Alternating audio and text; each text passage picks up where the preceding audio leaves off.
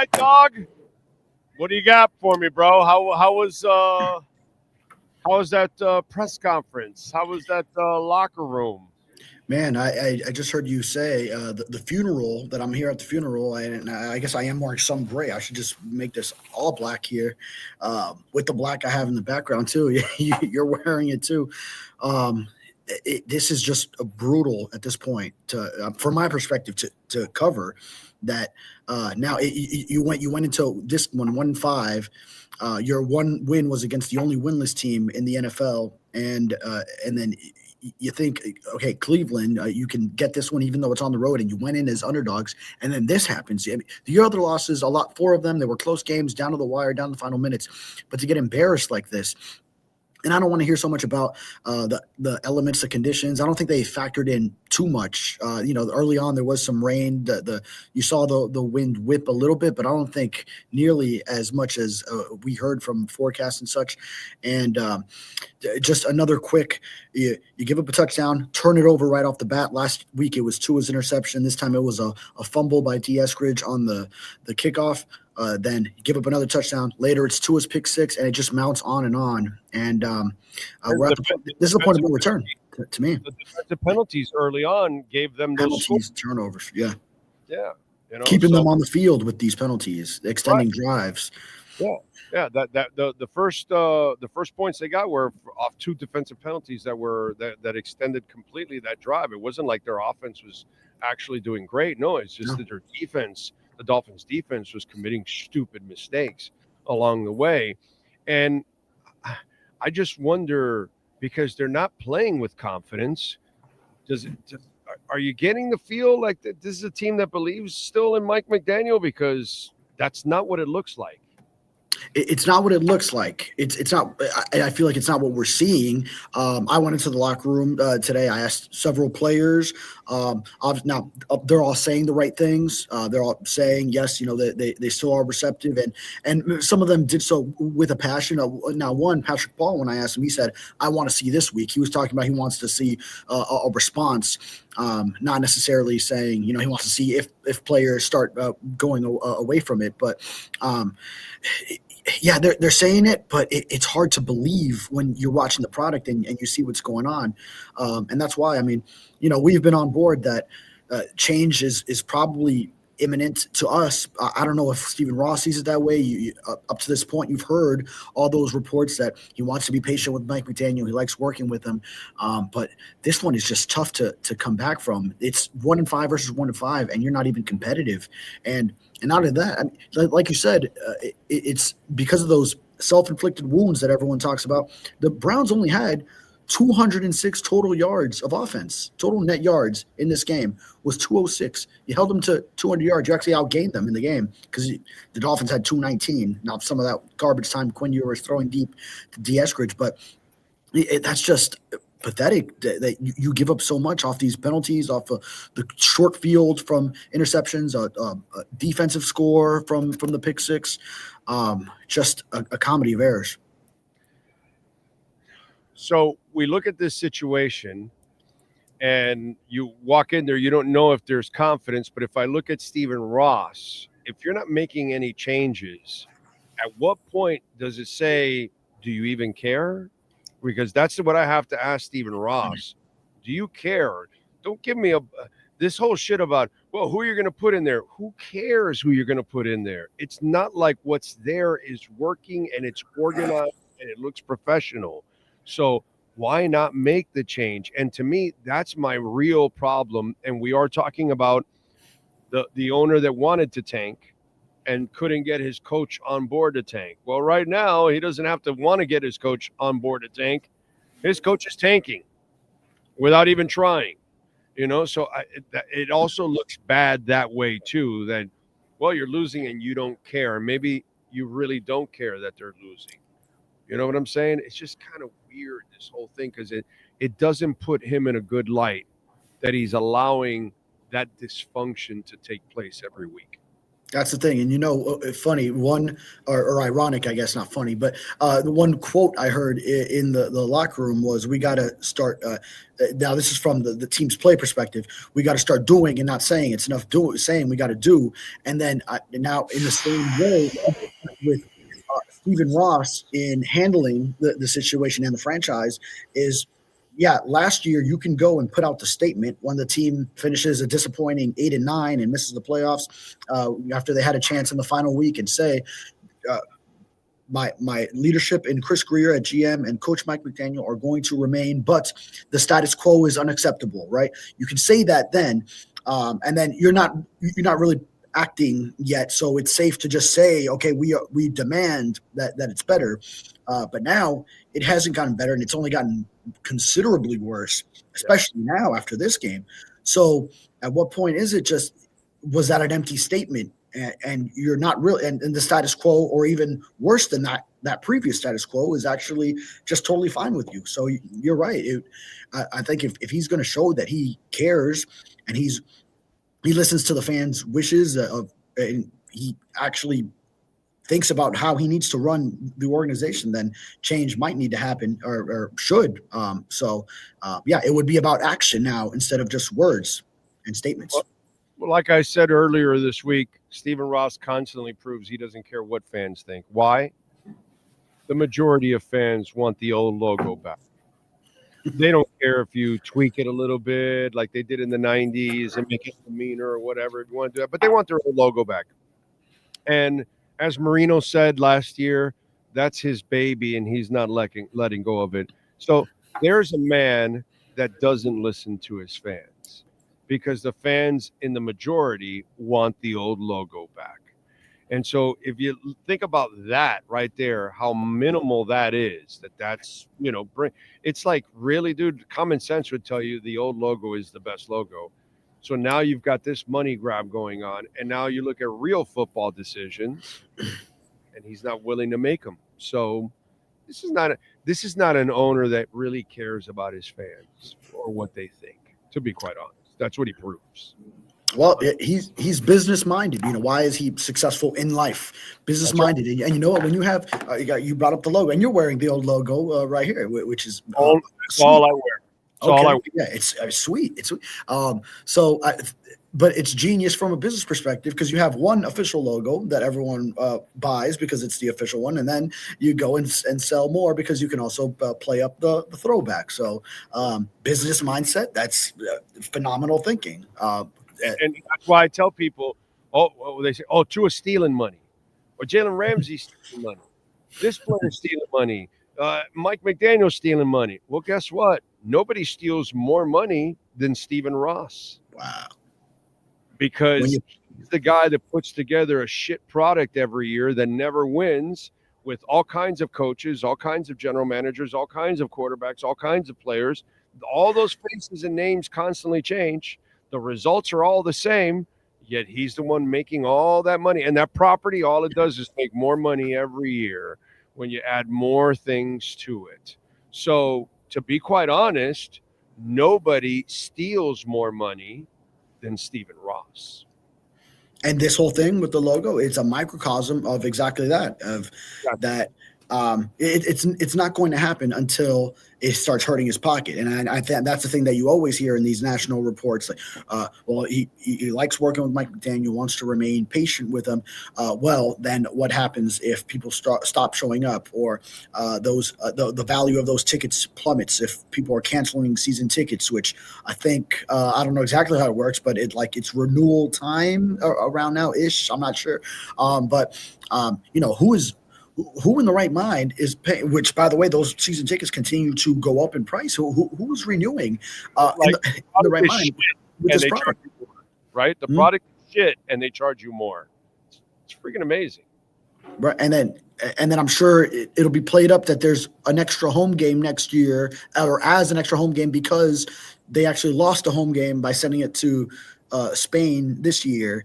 Even though, and the additional home game would only be a preseason game. These are the kind of things that, are like done business wise, with the season ticket sales. Yeah, but that's where, if it starts hurting his pocket, that's where Never, he would start thinking of something. But it yeah, never will, dude. yeah, The NFL is a drug. I mean, Detroit didn't win for 70 years. They still went. They they never win in, Cincinnati. I know has had a couple of appearances, but they don't win. Arizona, are the Bidwells crying poor? Never happens. It's amazing. You look around the league. There are other teams that don't get it right for a long time, and yet they just keep making money, man. Because it's impossible to lose in the NFL. It mm, really is. that's a bar right there. That's a quote. Even when you lose bad, it's impossible to lose because you are in the NFL. And You think make about it. money. And what you don't have in Detroit and what you don't have in Arizona is a property that has an F1 race, top-notch concerts, one of the fifth major in tennis or sixth major, whatever. I know there's four, but they say that this one is like one of the top tournaments in the world outside Right. of the majors, right?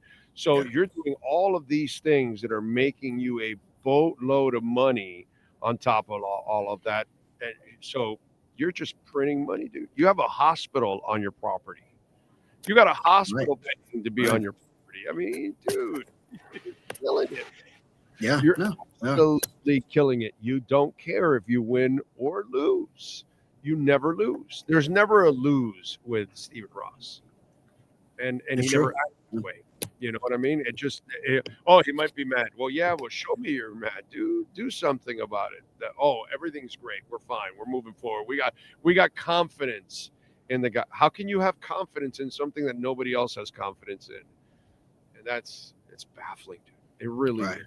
This one Uh, feels like the one that puts you over the top. Like you can't go losing 31-6 to the Browns under any circumstances, let alone when you're 1-5 and you are the coach that's most spoken about as being on the hot seat. Even before it was Brian Callahan that was the first to go. And then, yeah, I mean, and these things also, they can turn quickly because no one wants to put it out there. No ownership group, no one, no president, CEO wants to put that word out there before it happens when they're still employed, when that coach is still employed. So that's why like Adam Schefter, an hour before Brian Callahan got canned, he was still saying he doesn't see anything happening right now. And then it happens. So, that's what's always going to be put out there, before it happens. So you never know when it could quickly become or, be imminent. it's crazy stuff, dude. All right, Tua, clearly he's done here. There's no doubt. But the big picture right now is I see a guy playing with zero confidence in this offense. And that interception he threw from the middle of the back of the end zone, when he saw that blitzer coming, brother, he is going to protect himself. And that's something that I'm also seeing, that he is preserving himself. And to me, the operations of this offense is a disaster as it is. It's a terrible offense. This guy doesn't know how to run it. But I see from afar, it just looks like the quarterback and the head coach, there's a huge disconnect. That's just Yeah, there's been some examples of that. What they've put out there, even just their messaging, their quotes post game.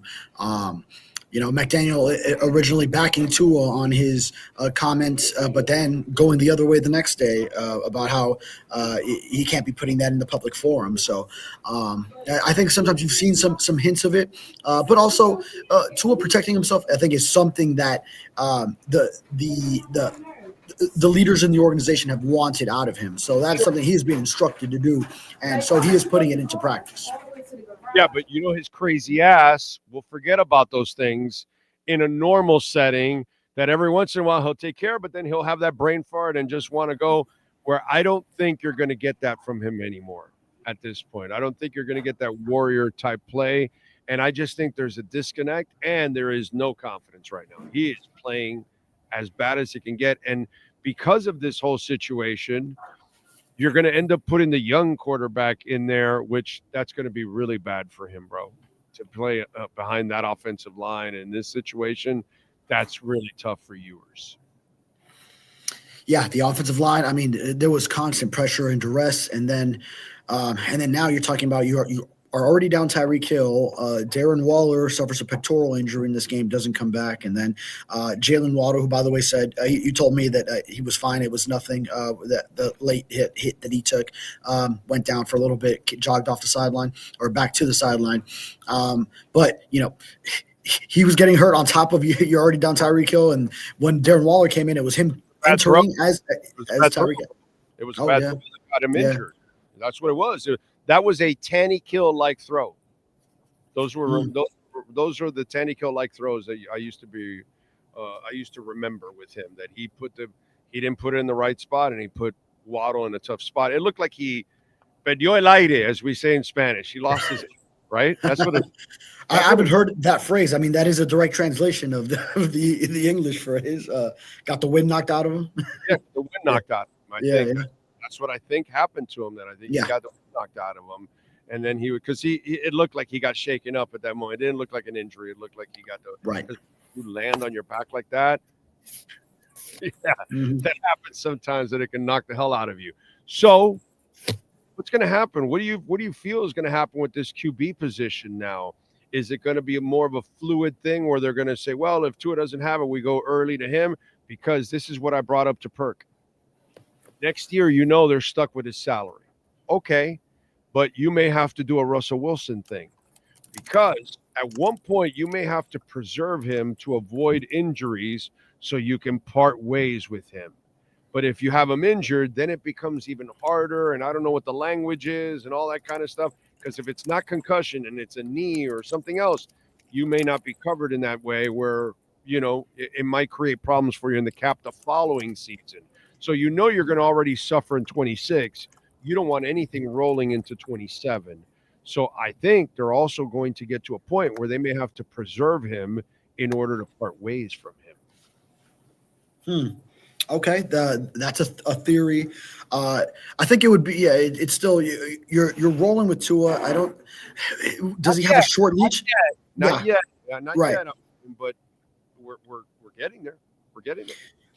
Because the other thing is, like, you might need a spark if you're Mike McDaniel, as far as just like the way Brian Dable with Jackson Dart, where he was on the hot seat, and then all of a sudden, oh wait, but he's got Jackson Dart playing this way, and then now all of a sudden you're not even thinking of doing anything with Dable with the Giants. So it's clearly not working with Tua playing.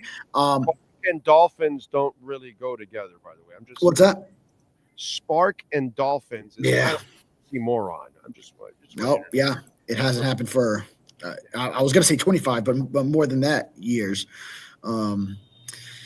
So yeah, but yeah, I mean, those are the kind of things that a coach on the hot seat that's on the verge, if it doesn't happen Monday and he continues to lead the team, whatever the case may be, then you might want to go to a shorter leash where then if Quinn Ewers suddenly shows something, which I don't know if he will, it's a very tough situation when you have this offense without Tyreek Hill. Darren Waller's now injured, and Jalen Waddle was shut down in this game before he got shaken up.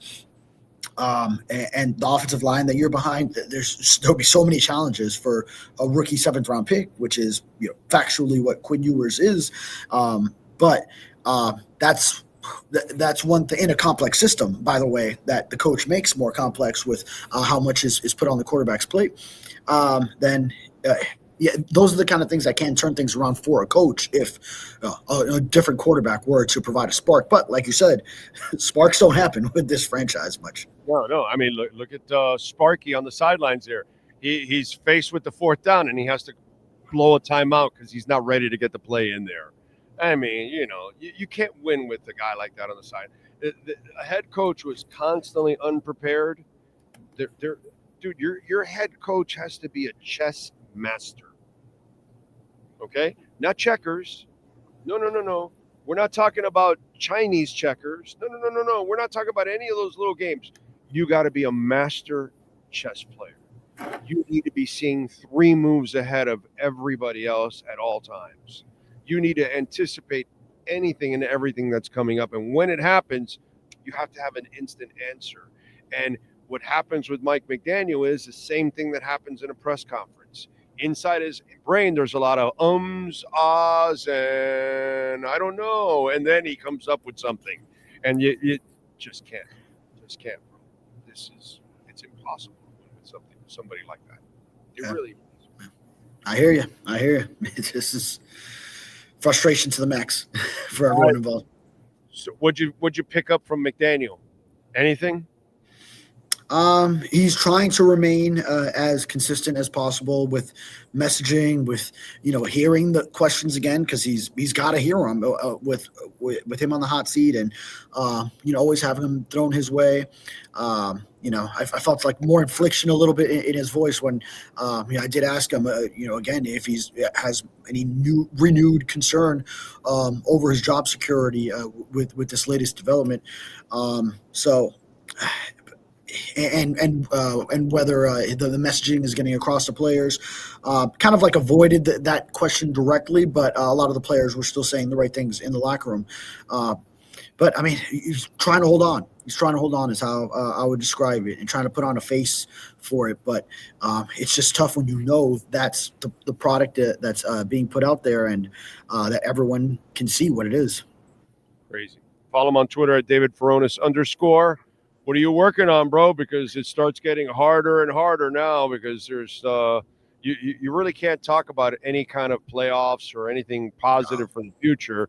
You're actually talking about what's going to happen negatively down the line. Yeah. So I am writing more on exactly what players were saying about how receptive they remain to coaching, and Mike McDaniel's thoughts on that. We'll be updating the game coverage with all the fallout and feedback, and also before the game, a storyline was the Quinn Ewers thing, supplanting Zach Wilson as a backup quarterback. So did speak to him afterward to get his thoughts. So we'll add that in there, and just staying ready if it pops off tomorrow or whenever. That with Mike McDaniel, just being prepared. I'll leave you with this, because you're going to get it a lot, okay? Because you get it all the time and every year and for decades, because this is how the lazy fan and the lazy media member thinks sometimes, okay? Here we go. We need another quarterback because he's going to make the difference, all right? Just remember that whoever the Dolphins draft, their biggest problem is they don't know how to compliment them. They didn't know how to compliment this guy, and he didn't win shit. Ryan Tannehill is not a very good quarterback, but he went to Tennessee and had more success than he had here. So your quarterback is not the answer. And maybe that happens with Tua. When he eventually leaves, he goes somewhere else and has more success. This is the franchise that passed on Drew Brees twice.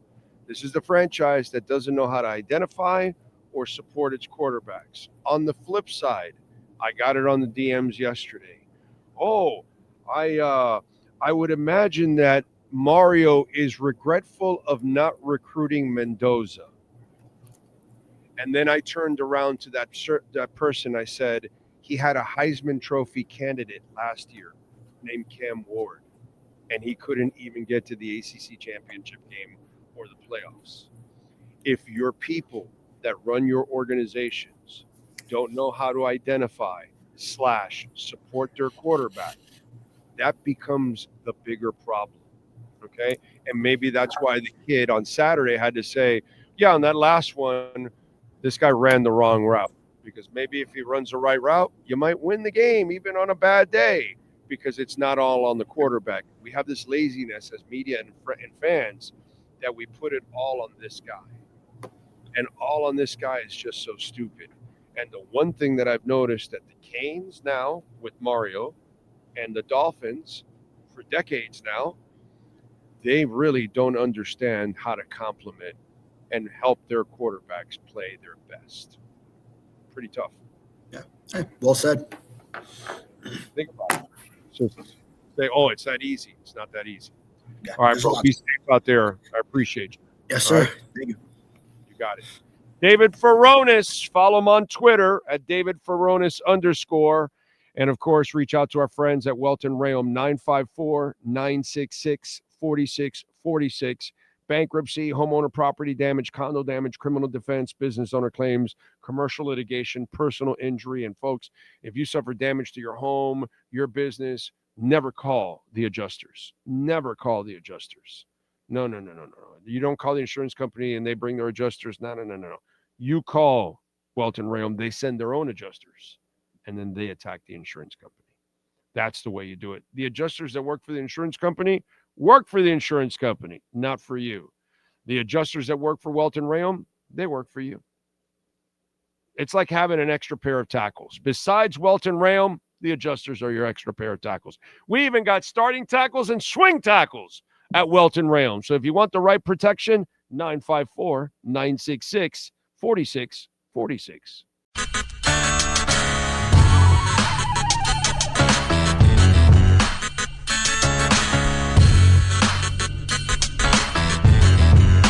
This is the Big O Show. This is the Big O Show.